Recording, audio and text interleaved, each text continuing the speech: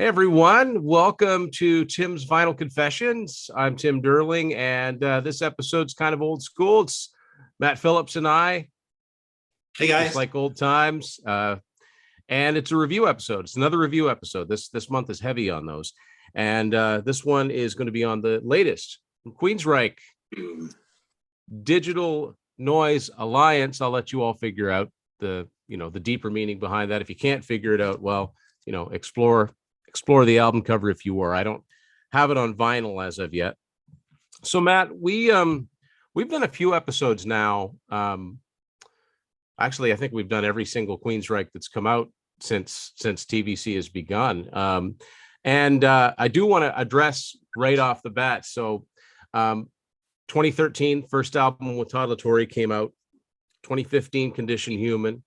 And in 2019, The Verdict. And we did an episode. There's an episode where we talk about basically everything from 2013 to 2015. And then we did a proper review episode on The Verdict when it first came out. And I all along was under the impression that Matt and I were kind of in lockstep on our opinions on these albums.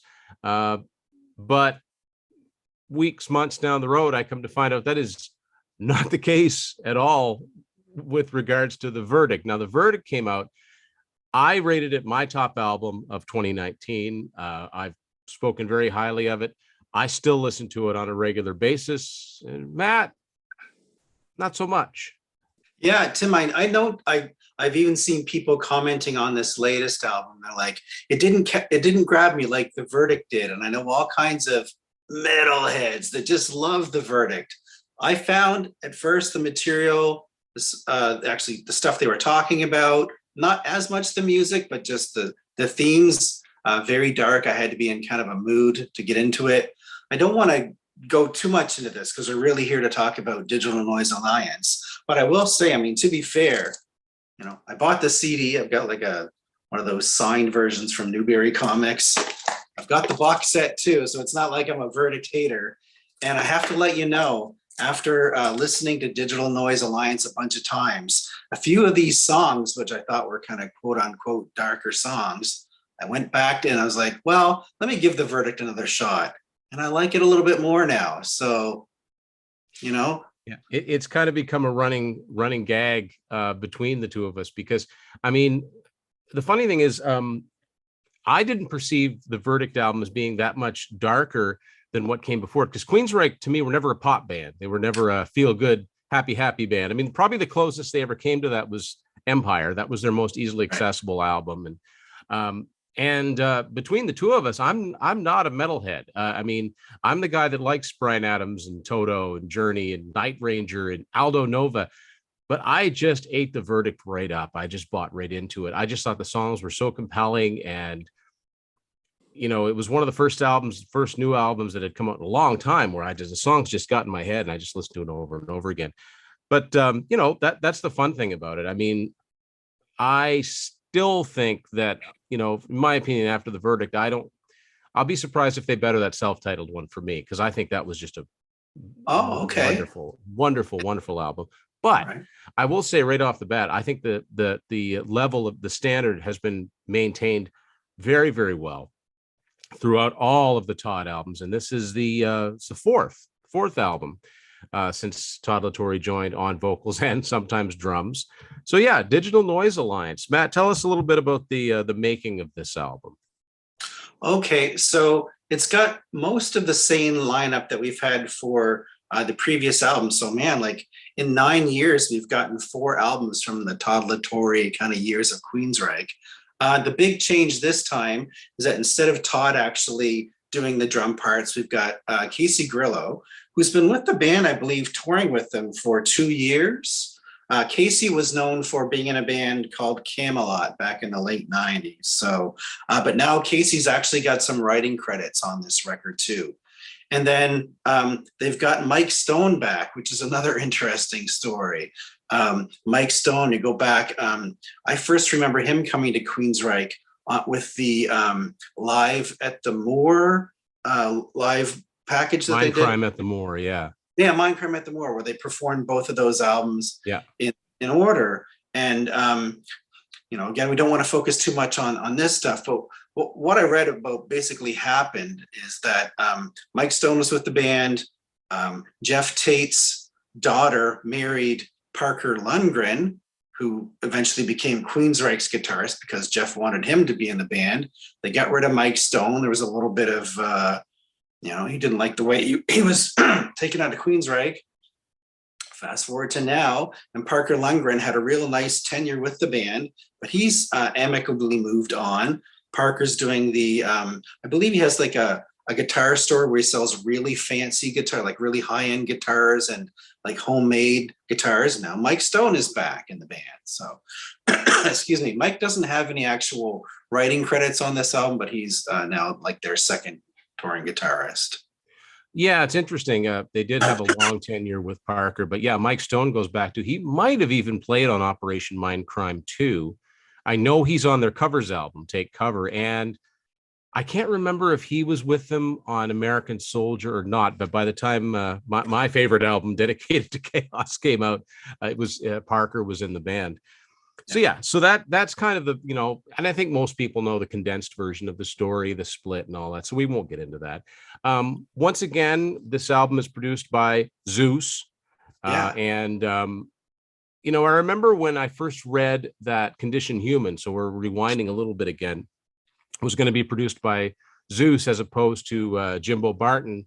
I remember being a little bit disappointed and thinking, oh, okay, so they don't want to pay producer as much. But I will say all of these albums sound really good. So but the one thing, and I'll get the only gripe I have out of the way, and it's a very minor one because, well, big surprise, I think it's quite a good album, this one here. I think they all are. But I do kind of miss Rockenfield on drums. He's got such a distinct flair. I was just listening to the self-titled album, and yeah, he's got a very distinctive sound. I, to this day, couldn't tell you what exactly went on with Scott Rockenfield and the rest of the band. We know the officially released story, but that was years ago. And, so far now there's 2 albums that he hasn't been on. He started a website and it was supposed to be a relaunching of Queensryche. With who, we have no idea. I didn't sign up for the website because I figure I'm not signing up for a website. That's not what websites are for. But anyway, so I do kind of miss that. Casey's a fine drummer. I can hear why they've got him. He's definitely a very nimble drummer, which you need for this band. So yeah, let's get into the tracks. Like they've done the last few, and like most bands do, there's 2 or 3 songs that have already been released. I listened to one of them. I try not to listen to too many of them so I can hear them in their intended order. First track, In Extremis. The notes that I made on this one, huge chorus. Like this one is a huge chorus. Yeah. Great opener for the album. What are your thoughts on this one? Yeah, so In Extremis is the first song, and it's also the first video that they released back in June. So that's when we got our first taste of this album. They've hired this company called Kill Devil Films that's done the 4 videos. Some of them are more concept-y than others, but I really like the videos they've done. But with In Extremis itself, actually, it's I wanted to point out it's not to be confused with Marvel Comics has an Iron Man kind of story arc called Extremis. Obviously, nothing to do with that. The word extremis actually means at the point of death. And I really thought things are really heating up with this song. You've got like there's a lot of kind of sound effecty stuff throughout some of these songs. You've got the whoa kind of sound at the beginning, and it's got that really dun dun dun dun dun dun, that 6-note kind of. I love that riff. But then, of course, it is Queensryche, so they're not like your standard kind of hard rock band. They break it down a bit at about 2 minutes, and I really like the way this song kicks off. Yeah, it's a good opener. Now, if Joe Satriani came up with a song called Extremis, it probably would be to do with Marvel, right? It's actually not a bad idea. So, second track is called Chapters. I wrote really nice harmony guitar intro to this one. This is a really smooth is not the right word, but this one's easy. Like this one goes down smooth as far as I'm concerned. I really like this one. Yeah. Chapters, I wrote down, it starts out with a quick bass little 4-note doody doody doody kind of thing. And actually you were talking about Casey's drumming. He is not exactly Scott Rockenfield, but I wrote down Casey's little fills and snaps. They're not super fancy, but they're kind of the star for me in this song, just a little bit of kind of stuff. And so far I'm noticing we're 2 songs into this album, and we're talking about a lot of songs that are like about at the end of life. Extremism is at the point of death. And Chapters, once young but now behind me, and no doubt time's out, can't you see? A couple of songs about that sort of theme. It makes you wonder if it's not kind of a quasi concept album. Yeah. Third song, Lost in Sorrow. This is going to sound funny. I love the riff on this song, and it's very rhythmic, and it almost reminds me of a Rat song. Just the riff and the way, like, it's not funky, but it's very rhythmic, and I really like this one. It's not as dark as the title might give way, not to mention the lyrics. Musically, it's just very catchy, very hooky. Yeah. Actually, Lost in Sorrow might be my favorite favorite song on the album. There's another one further down, but I wrote down it's kind of like an Empire style 5-minute highlight, but I really see where you're coming at with the kind of muted chuggy verses thing, like the Rat thing. That's really cool. I can't follow, lost in sorrow, save me. I mean, he's really belting it out on this song. Like at 4:30, Todd does his classic, like, I'm drifting farther away.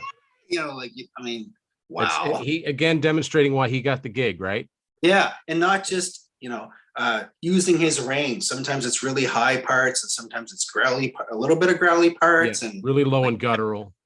Yeah, love it. Yeah, love Lost in Sorrow. Number 4, the title just like Sick Death, dude. Yeah.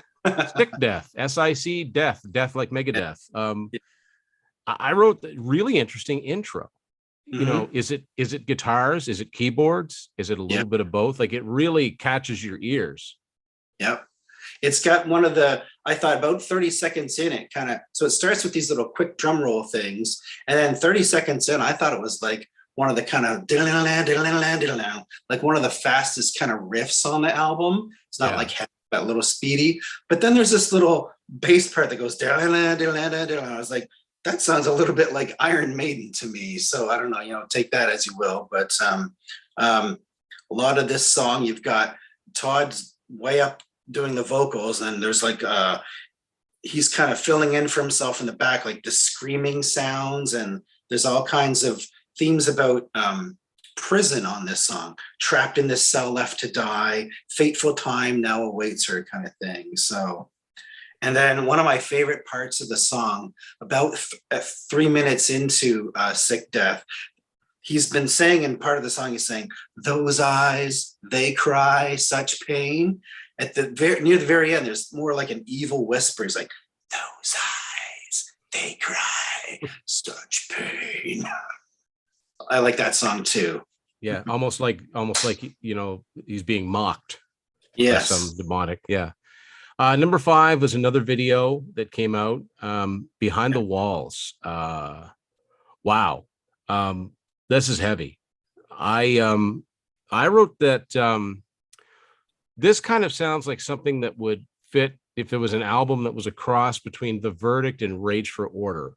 I'm not sure why. That's just the impression I get. Definitely The Verdict. I mean, it's very aggressive vocals, but did you ever? Like, it's an angry song, and lyrics are up to interpretation. It almost seems like there's some, Todd's venting some angst about family trauma. Yes. And I really like it. I love the synthesizer in it too. Maybe that's the part that reminds me of Rage for Order, because there is that little bit of a little bit of techie thing going on in it, but it fits the song so well. And it's not keyboards to soften by any chance. By any stretch. It's very ominous, and it just fits perfectly. Like this one. It might be one of my favorites on here. Yeah, that's the first line I wrote down. Another ominous opening, and then of course I mentioned the synthesizers. This is actually the song, Tim, that made me. I wrote down that made me want to go back and check out the Verdict, because it's, with the "Did you diddle ever diddle love me?" And then I really thought, wow, I should really give that material another listen. Behind the Walls is the third video that they released. This one's a really interesting concept video. You mentioned Todd's talking about maybe some family trauma. So if you get a chance to watch the video, it pits Todd as a psychologist, and he's meeting with this young girl patient, showing all these Rorschach tests. And I guess they're talking about trauma from her parents, and she's doing all this crazy scribbling, and it gets kind of crazy. And then suddenly she has these like fire starter like powers, and things start flying across the room. And so it's a pretty good video. It's actually a really cool video. I mean, video doesn't have the importance that it used to, but yeah, they're still putting some effort into it. They're not just, taking a soundstage and shooting, lip syncing 3 videos and saying, here's our videos, or doing lyric videos. And then I wrote down it kind of, that song Behind the Walls ends with the same sort of ominous feeling that it kind of started with. So very cool song. Next one, Nocturnal Light. I put this a classic Queensryche intro. And we talked about Casey Grillo all the way through. This is the one where I noticed just good drum performance overall from him. I didn't write down much more. It just this sounds very much like Queensryche of most eras. Yeah. So we're about halfway into the album. Yeah. Nocturnal Light is so there's a few songs on here where Eddie Jackson has the only writing credit. So he's got the only writing credit on this one. And of course, as it turns out, I found that the distorted kind of driving bass sound is kind of what's driving this song. There's lots of weird voices that seem to be kind of screaming from the nether. And then at 3:55, it really rips into this kind of crazy solo and some of the drums that you talked about. So those are the notes that I wrote down for Nocturnal Light. It's another fairly long song. It's almost 6 minutes long. Yeah. Although the album doesn't feel that long, which is like, it's easily digestible. Yeah. So now I don't have the vinyl yet. This is probably the opening song on side 2, Out of the Black. And I wrote that, again, it's a classic intro for Queensryche, but it's almost mid-tempo. Like there's hooks on this one, and I really, really like it. Todd basically gives a good vocal performance here. He is using a little bit more of his range. He's not so much concerned, like he's already proven he can cover the Jeff Tate stuff. He's adding his own legacy to it, but I am happy to say he's not using any of that approach that he put on his solo album, because that doesn't do anything for me. They lose me when they start to do the just all growly all the time.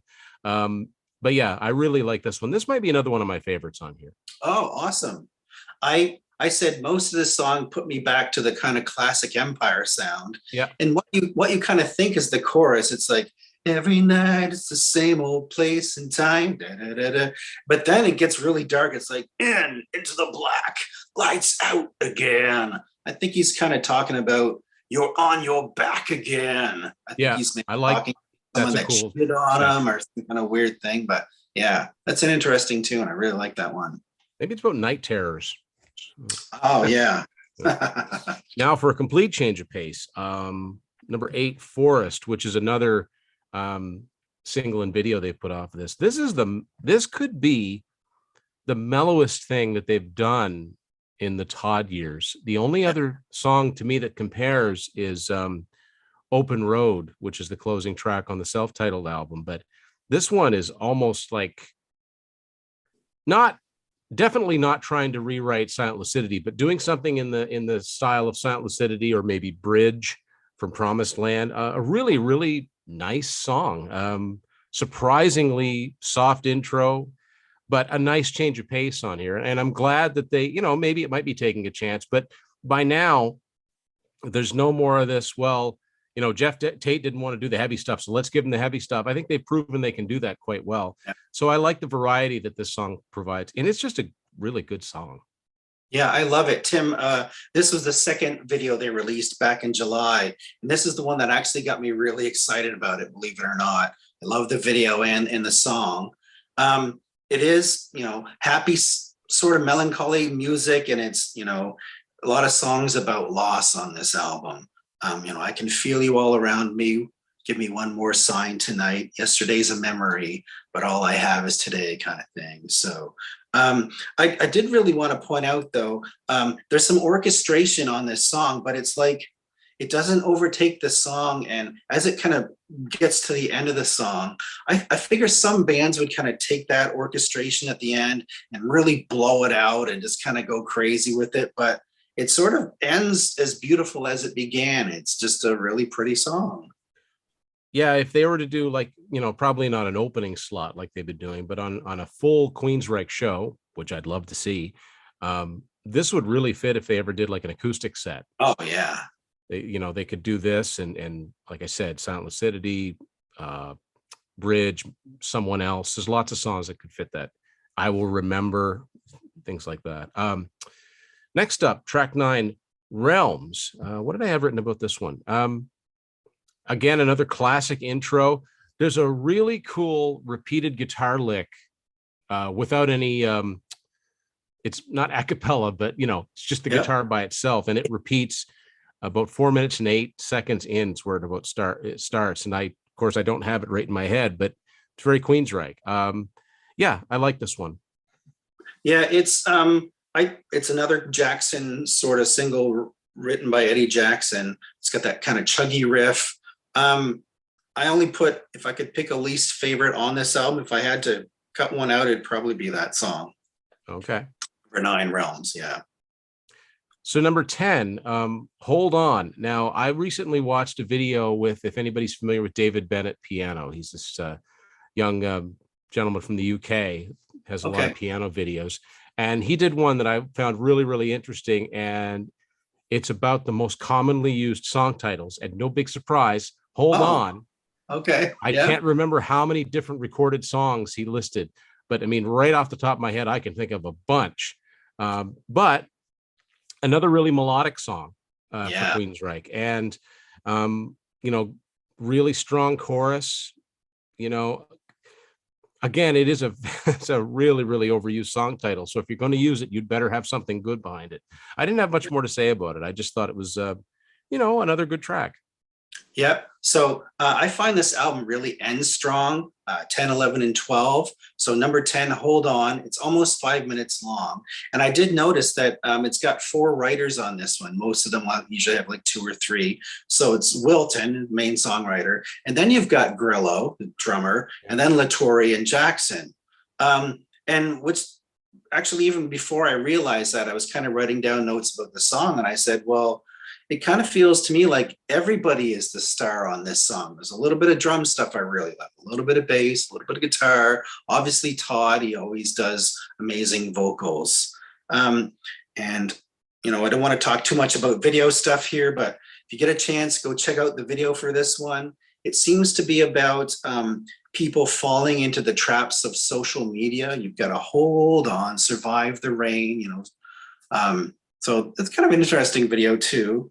And so the last minute of the song, just the full last minute, it's almost 5 minutes. So the last minute of it is all classic kind of Queensryche mid-tempo instrumental stuff. And then they throw in some of that, like the synthesizer notes and stuff. I really like that stuff. So yeah, love Hold On. I'm going to call it the last track proper on the album. Okay. Track 11. Yeah, that was the last video that they've released so far too. So track 11, Tormentum. Really heavy. Again, I wrote aggressive vocals, but not too much so. And I know very, very little about Slayer. But what I do know is that the beginning of this almost reminds me of, look, I've never heard many songs by Slayer, but like, I don't know if it's Rain and Blood, but it kind of reminded me of that. Needless to say, it's the heaviest thing on here. Yeah.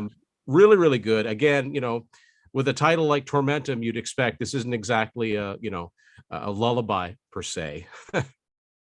Yeah. This is probably my second or third favorite song on the album. It's another long one, almost 7.5 minutes long.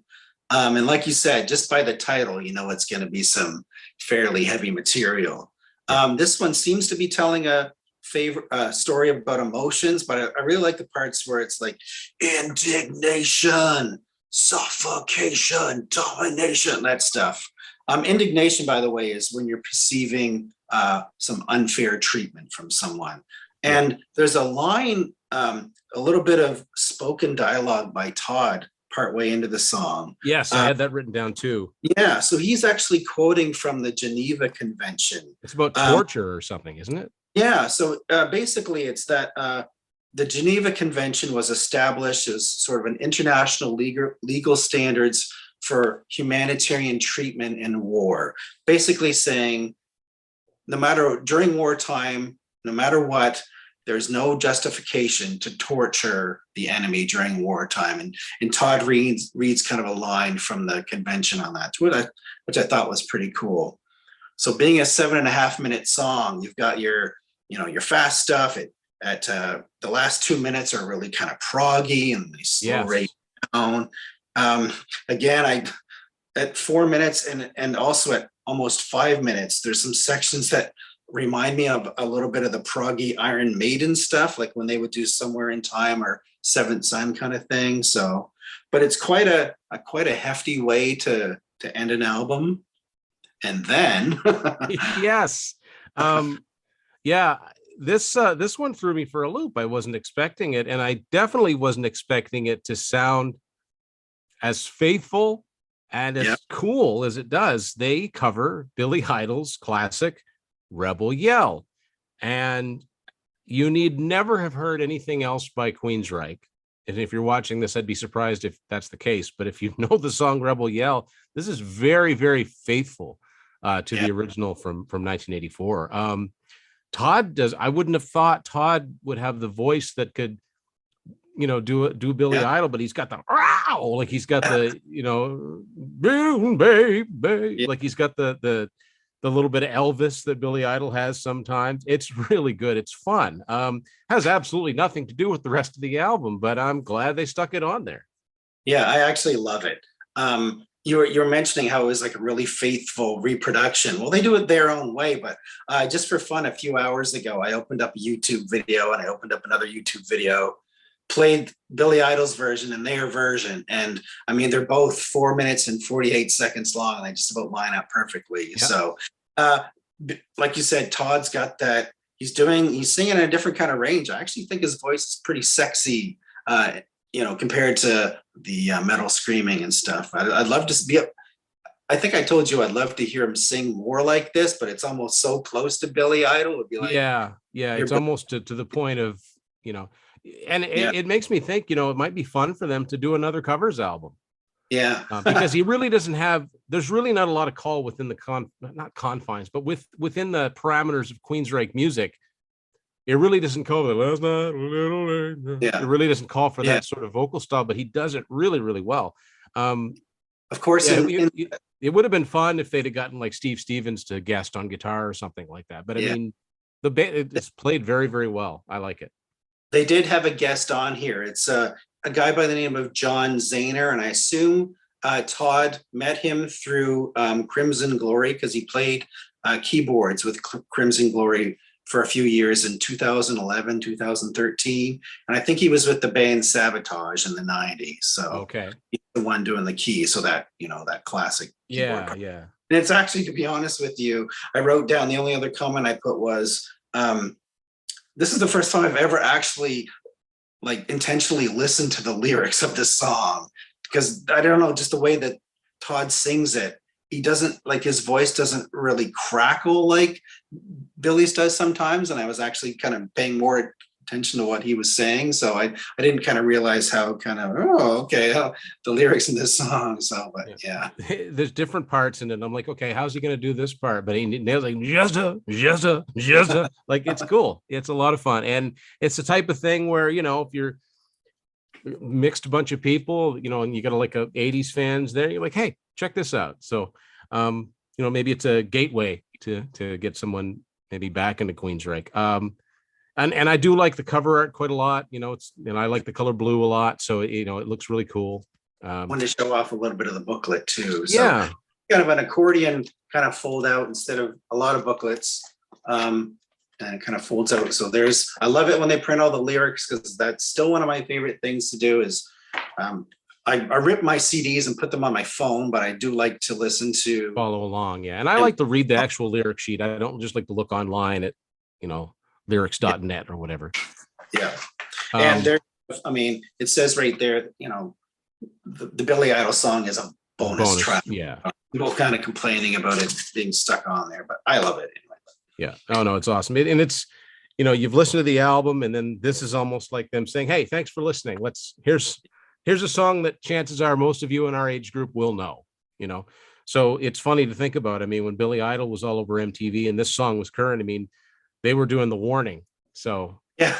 And that's another thing that we should mention about this album. I guess that Michael Wilton went back. I don't know if he went back to a lot of old gear or old amp settings or whatever, but he was really trying to capture that early sound. It's funny to think about he and Eddie Jackson being the only, original members currently left, but it's sound, they're honoring the name. I don't think they're doing anything to tarnish the legacy of Queensryche. So I hope they put out another 4 albums. This one actually came a little bit quicker because the Verdict was a 4-year gap, but this one was a 3-year gap. So hopefully they'll get spitting out the albums a little bit more often. So there you go. That's our 2 cents worth on the latest from Queensryche. Digital Noise Alliance, hopefully available where you get your music, wherever it may be. And let us know what you think of it. If you're a longtime Queensryche fan, if you've been following them, do you find this album worse or better than the other Todd stuff? What do you think? Let us know in the comments. And I want to thank everyone for watching this edition of Tim's Final Confessions. Stay tuned. We've got another fun review episode not too far away.